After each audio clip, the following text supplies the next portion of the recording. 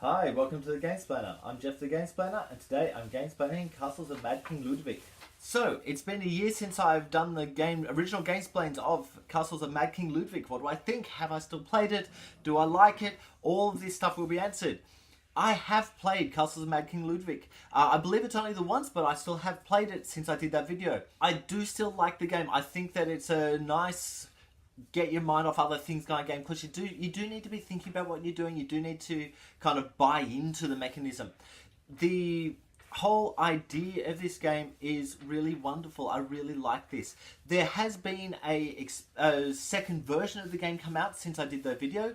That's called the Castles of Mad Ludwig, and I haven't played that yet. My understanding is it's a very similar game to the Castles of Mad Ludwig, except that everyone's building into the same tableau rather than having your own tableau, and all of the buildings, or all of the rooms, should I say, are the same size, or at least square. I haven't looked at it, so I'm not 100% on that, but that's my understanding of the game. I look forward to playing that and to eventually doing a video for that one, because I think that they'll probably need a video just like this one needs a video. I have also got the app. It's not something I really talk about much on these videos, but I do have the app of Castles of Mad Ludwig, and once again, I've played that a few times. What I find with that one is that the app version is able to guide you towards different games or different ways of playing the same game, so it kind of gives you a certain amount of space that you've got to fill in, or that you can't go outside of, or it says you need to build a whole bunch of the small round rooms.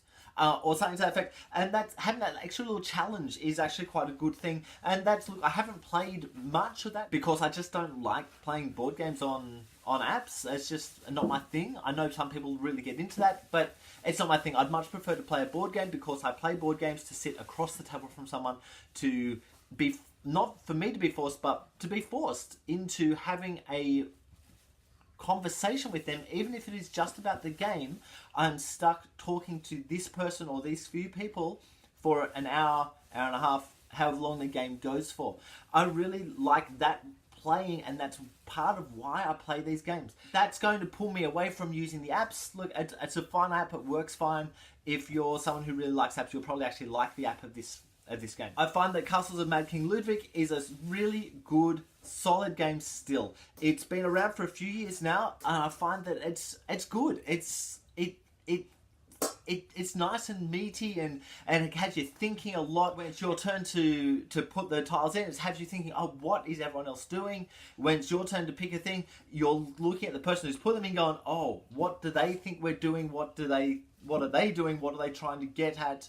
What's going to really stuff them up, or what's going to make my castle better. I have also got the expansion for Castles of Mad Ludwig. What that does is it builds a moat around the area, plus it also adds in some little extra tokens or tiles which will get you some points at the end of the game if you get the combinations, etc, etc. I'm not too worried about that. That's just another way of getting points. The moat, however, that's a really tricky little section. Because what the moat does is it puts things inside and outside the moat, but secondly, it forces you, if you're going to try to build the moat, it forces you to build in this smaller area so that you can fit the moat around you. Because as soon as you go outside that area, you're not going to be able to fit the moat anymore. So if you're going for the points for getting all of the moat stuff into your castle, it's going to be really hard, because you're not going to be able to go after the big stuff. At least not the big stuff that stays inside that moat. I believe that the gardens can go outside the moat, and that's a nice little addition or ability to kind of get out there and do other stuff, and so you can just build as much as you like. But staying inside the moat, you're stuck in this little space, and that's actually really hard. I don't think that in the couple of games I've had of it, I've ever been able to get the entire moat built, simply because I haven't been able to stay small enough in my building to make that work. I really still like Castles of Mad Ludwig.